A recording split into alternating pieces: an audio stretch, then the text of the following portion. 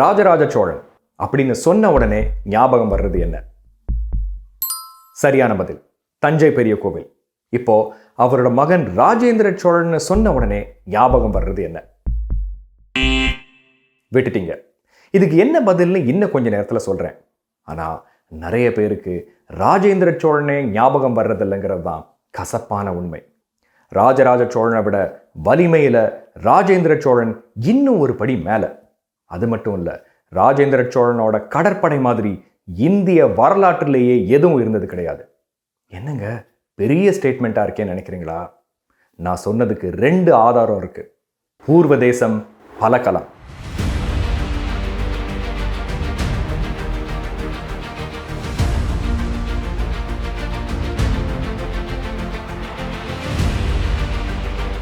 ராஜராஜ சோழன்கிற மன்னரோட வெற்றிக்கு பின்னால அவர் மகன் ராஜேந்திர சோழன் இருந்திருக்காரு.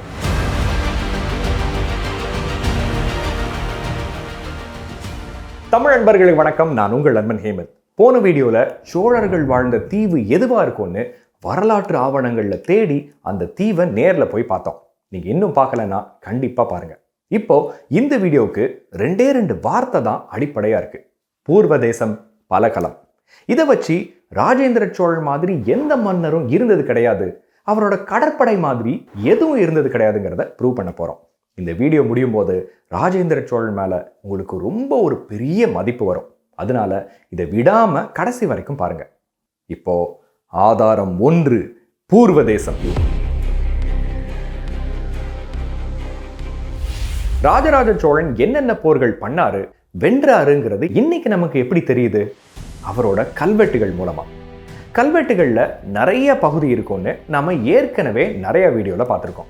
இதுல மெய்கீர்த்தி அப்படிங்கிற பகுதியில தான் இந்த எல்லா விவரமும் போட்டிருக்கோம்.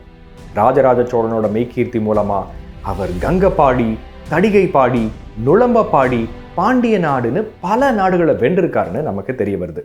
இப்போ ராஜராஜ சோழனோட வெற்றிகளை ஒரு பக்கம் வைப்போம். இந்த பூர்வ தேசத்துக்கு வருவோம்.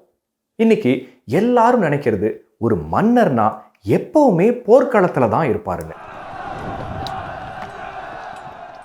அது உண்மையா இருந்தா ராஜராஜ சோழன் மாதிரி ஒரு மன்னர் எப்ப தஞ்சாவூர்ல ஆட்சி பண்றது, எப்ப மக்களோட நலன்களை பார்க்கறது? உண்மை என்னன்னா, எல்லா போர்களுக்கும் மன்னர் போக மாட்டாரு. அவருக்கு பதிலா படைத்தளபதிகளை அனுப்புவாரு. அப்படி படைத்தளபதிகளா இருந்தவங்கள மன்னரோட மகன்களும், அதாவது இளவரசர்களும் இருந்தாங்க. சரி, இப்போ ராஜேந்திர சோழனை கல்வெட்டுகள்ல எப்படி குறிப்பிடுறாங்கன்னு பாருங்க. பூர்வ தேசமும் கங்கையும் கடாரமும் கொண்ட கோப்பரகேசரி ராஜேந்திர சோழன். கங்கையை வென்றாரு, கடாரத்தை வென்றாரு. அது என்ன பூர்வ தேசம்? இதுக்கு முன்னாடி அவர் வென்ற நாடுகளை சுருக்கமா பூர்வ தேசம்னு குறிப்பிட்டிருக்காங்க. கிபி 1012 மன்னரான ராஜேந்திர சோழன் கங்கை, கடாரத்துக்கு முன்னாடி இடைத்துறை நாடு, வனவாசி, கொல்லிப்பாக்கைன்னு எத்தனையோ நாடுகளை அடிச்சிருக்காரு. ஆனா அது மட்டும் இல்ல, இளவரசனா இருக்கும் போதும் அப்பா ராஜராஜ சோழனுக்கு கீழே படைத்தளபதியா இருந்திருக்காரு. ராஜராஜ சோழன் வென்ற கங்கபாடி, நுளம்பபாடி, ரட்டபாடி, குடமலை நாடு, இது எல்லாத்தையும் வென்று கொடுத்தது இளவரசன் ராஜேந்திர சோழன்.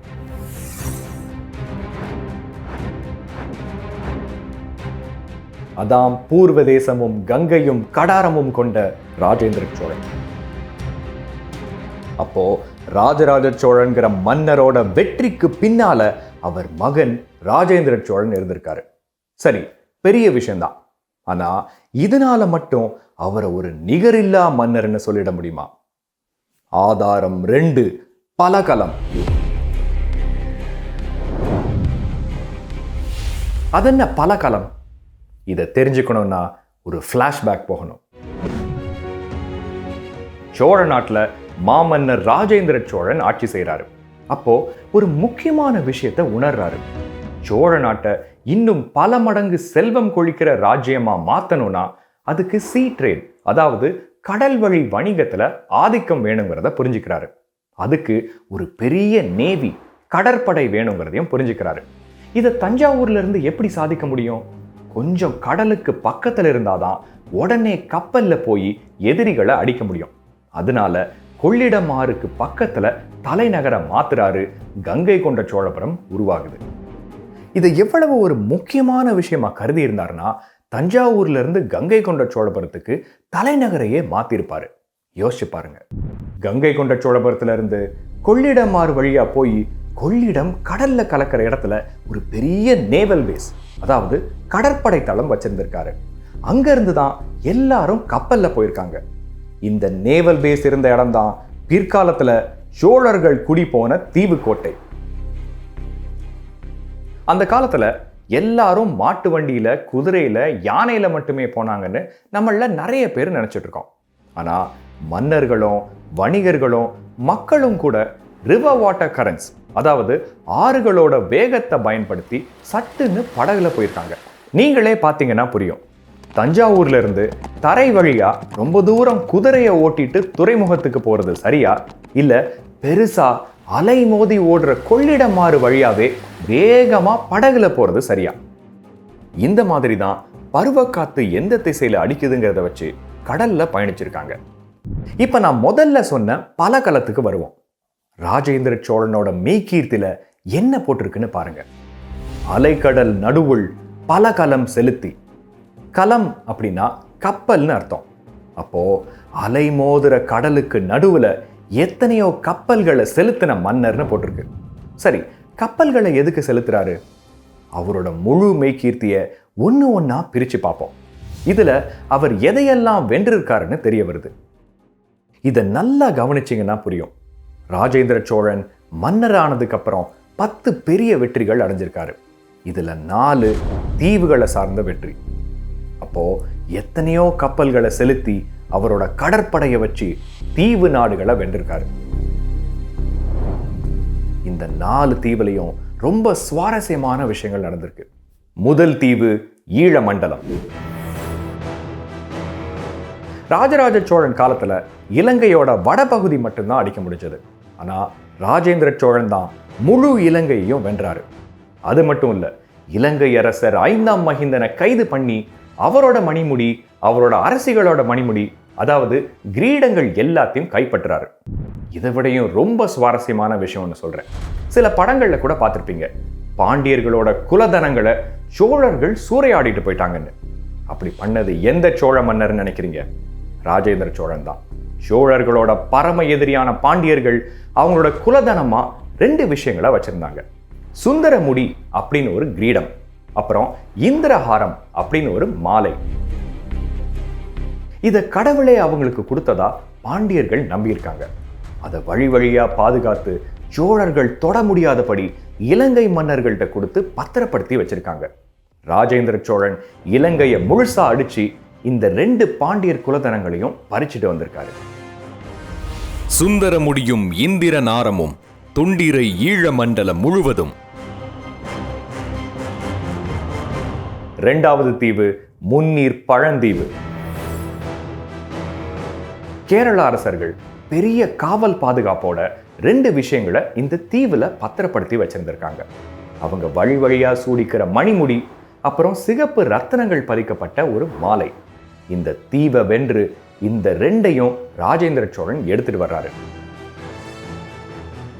இப்போ முன்னீர் பழந்தீவு அப்படின்னு சொன்னா இது என்னதுன்னே நிறைய பேருக்கு தெரியாது. முன்னீர் பழந்தீவுங்கிறது இன்னைக்கு மால்டீவ்ஸ்னு சொல்லப்படுற மாலத்தீவுகள். அப்போ ஒரு காலத்துல ராஜேந்திர சோழனுக்கு கீழே இருந்திருக்கு மால்டீவ்ஸ். தொல்பெரும் காவர் பல்பழந்தீவும். 3வது தீவு சாந்திமத் தீவு. இது வேற ஒன்றும் இல்லை, இன்னைக்கு லட்சத்தீவுகள்னு சொல்லப்படுற லட்சத்வீப் ஐலண்ட்ஸ். இதுவும் சேர மன்னர்கள் கையில தான் இருந்திருக்கு. கேரளாவுக்கும் விஷ்ணுவோட ஒரு அவதாரமான பரசுராமருக்கும் உள்ள தொடர்பு உங்களுக்கு தெரிஞ்சிருக்கும். ஒரு நாள் பரசுராமர் ஒரு கோடரிய கடல்ல தூக்கி போட அந்த இடம் அப்படியே மேலே எழுந்து கேரளாவா உருவாச்சான். இப்படி ஒரு நம்பிக்கை இருக்கு. சேர மன்னர்கள் பரசுராமரோட பொன்முடிய, அதாவது தங்க கிரீடத்தை இந்த சாந்திமத் தீவுல வம்சாவழியா பாதுகாத்து வந்திருக்காங்க. ராஜேந்திர சோழன் இதையும் விட்டு வைக்கல. சாந்திமத் தீவை அடிச்சு அந்த பொன்முடியையும் எடுத்துட்டு வர்றாரு. பரசுராமன் மேவருன் சாந்திமத் தீவு. 4வது தீவு கடாரம். இது ராஜேந்திர சோழனோட மிக பிரம்மாண்டமான வெற்றி. இதனால அவருக்கு கடாரம் கொண்டான் அப்படின்னு பேர் வந்துச்சு. இன்னைக்கு கடாரம்ங்கிறது கெடா அப்படின்னு சொல்லக்கூடிய மலேசியாவில் இருக்கிற ஒரு இடம். அங்க இருந்த ராஜ்யத்தோட பேரு ஸ்ரீ விஜய ராஜ்யம். இவங்க இன்னைக்கு இருக்கிற இந்தோனேஷியாவையும் மலேசியாவோட சில பகுதிகளையும் ஆட்சி பண்ணியிருக்காங்க. இதுல சுவாரஸ்யமான விஷயம் என்னன்னா, ராஜராஜ சோழனோட காலத்துல சோழர்களுக்கும் இந்த ஸ்ரீ விஜய அரசர்களுக்கும் நடுவுல நல்ல உறவு இருந்திருக்கு. ஆனா ராஜேந்திர சோழனோட காலத்துல இந்த உறவு பாதிப்படைஞ்சிருக்கு.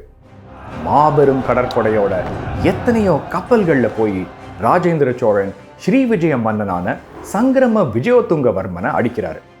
இந்த போர்ல கடாரம் உட்பட 13 முக்கியமான இடங்களை அடிக்கிறாங்க. இதுல நக்கவாரம் அப்படின்னு அழைக்கப்பட்ட நிக்கோபார் ஐலாண்டு ஒண்ணு.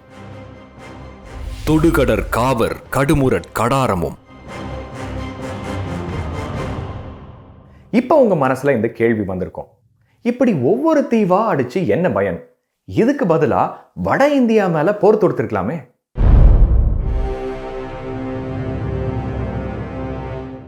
ஏன் ராஜேந்திர சோழன் தென்கிழக்கு ஆசிய நாடுகளை அடிச்சாரு?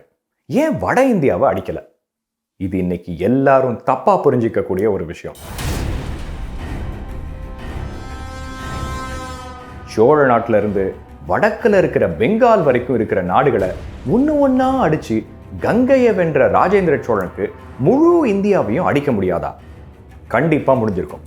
ஆனா அப்படி பண்ணாததுக்கு காரணம் கடல் வழி வணிகத்துல தான் அதை விட பல மடங்கு செல்வம் கொட்டுங்கிறத நல்லா புரிஞ்சிருக்காரு ராஜேந்திர சோழன். இன்னும் புரியலன்னா இந்த மேப்பை பாருங்க. மேற்குக்கும் கிழக்குக்கும் நடுவுல வர்த்தகம் நடந்திருக்கு. ஐரோப்பியா அரேபியா நாடுகள்ல இருந்து வர்ற பொருள்களுக்கு சைனால ஒரு பெரிய மார்க்கெட் இருந்திருக்கு. அதே மாதிரி சைனால உள்ள பொருட்கள் திரும்ப ஐரோப்பியா அரேபியா நாடுகளுக்கும் போயிருக்கு. ஆனா அரேபியால இருந்து ஒரு கப்பல் வரும்போது நேரா சைனாக்கெல்லாம் போயிட முடியாது. போற வழியில குறைஞ்சது 2 இடத்துலயாவது நிறுத்தணும். ஒன்னு தமிழகத்து பகுதியில எங்கேயாவது, ரெண்டாவது சவுத் ஈஸ்ட் ஏஷியால, அதாவது மலேசியா இந்தோனேஷியா போன்ற நாடுகள்ல. அதுக்கப்புறம் தான் சைனாக்கு போக முடியும். ஒரு வெளிநாட்டு கப்பல் சோழ நாட்டு துறைமுகத்துல நிக்கணும்னா அதுக்கு அந்த வணிகர்கள் வரி கட்டணும். அது போக அவங்க கிட்ட சோழ நாட்டு பொருட்களும் விற்பனையாகும். இப்படி வர்ற ஒவ்வொரு கப்பல்னால சோழ நாட்டுக்கு பணமும் பொருளும் குவியும். அப்போ மேற்குக்கும் கிழக்குக்கும் நடுவில் இருக்கிற ஒவ்வொரு தீவையும் அதுல இருக்கிற எல்லா துறைமுகங்களையும் ராஜேந்திர சோழன் கைக்குள்ள போட்டுக்கிட்டா அப்புறம் முழுக்க முழுக்க மொனாப்பலி தான். அதாவது போட்டிக்கு யாருமே இல்லாம எல்லாமே சோழர்களோட கட்டுப்பாட்டுல இருக்கும். எல்லா செல்வமும் சோழ நாட்டுக்கு தான் வரும். இதனாலதான் வட இந்தியாவை அடிக்கிறத விட்டுட்டு எல்லா தீவு நாடுகளையும் அடிச்சிருக்காரு. எப்படி யோசிச்சிருக்காருன்னு பாருங்க. இன்னைக்கும் கூட இந்த தீவுகள்ல ஒரு காலத்துல வணிகர்களா படை வீரர்களா போன தமிழர்கள் இன்னும் வாழ்ந்துட்டு இருக்காங்க. வணிகம் நடக்கிற நாட்டிலேயே தங்கி வாழும் வணிகர்கள் நல்லா வாழணுங்கிறதுக்காக மன்னர்கள் அவங்களுக்கு கோவில்கள் கட்டி கொடுத்திருக்காங்க. இதுக்கு 2 ஆதாரம். ஒரு ஸ்ரீ விஜய மன்னரால சோழ நாட்டு துறைமுகமான நாகப்பட்டினத்துல கட்டப்பட்ட சூடாமணி புத்த விகாரம், அதே மாதிரி சைனால கட்டப்பட்ட குவான்சூ துறைமுகத்துல இருக்கிற தமிழ் கல்வெட்டுகளுடன் கூடிய ஒரு கோவில். அப்போ பல கலம் செலுத்திய ராஜேந்திர சோழனை சோழ நாட்டு மன்னர்னு சுருக்கிடக்கூடாது. Emperor of the Indian ocean அப்படின்னு தான் சொல்லணும். இந்திய பெருங்கடலின் பேரரசன்.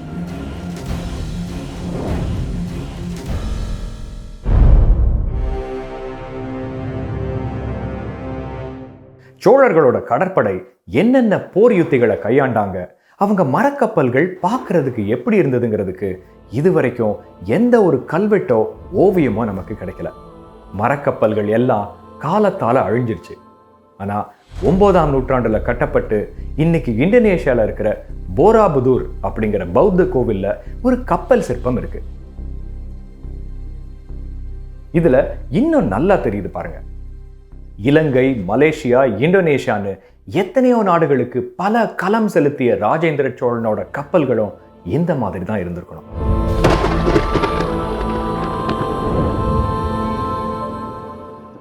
தமிழர் வரலாறுல த மோஸ்ட் அண்டர்ரேட்டட் கிங், மிகவும் குறைத்து மதிப்பிடப்பட்ட மன்னர் யாருன்னு கேட்டா அது ராஜேந்திர சோழன் தான். ஆனா இந்த வீடியோ மூலமா பூர்வ தேசம் பலகலம், ராஜேந்திர சோழனோட மெய்கீர்த்தியில வர்ற இந்த 2 வார்த்தையை வச்சு அவர் எவ்வளவு பெரிய மன்னருங்கிறது உங்களுக்கு புரிஞ்சிருக்கும். இந்த வீடியோவை நிறைய பேருக்கு ஷேர் பண்ணி மாமன்னர் ராஜேந்திர சோழனோட பெருமையை 8 திக்கும் பரவ செய்யுங்க. சரி, போன வீடியோல சோழர்கள் குடி போன தீவு கோட்டையை காமிச்சேன். இப்போ ராஜேந்திர சோழனையே நேர்ல கூட்டிட்டு வந்தேன்னா என்ன பண்ணுவீங்க? என்னால அவரை நேர்ல கூட்டிட்டு வர முடியாது. ஆனா இன்னைக்கும் வாழும் அவர் வம்சாவழியில வந்த ஒருத்தரை கூட்டிட்டு வர முடியும். நம் பயணம் தொடரும். 13ஆம் நூற்றாண்டுக்கு அப்புறமும் சோழர்கள் அங்கே வசிச்சிருக்காங்க எங்கள் முன்னோர்கள்.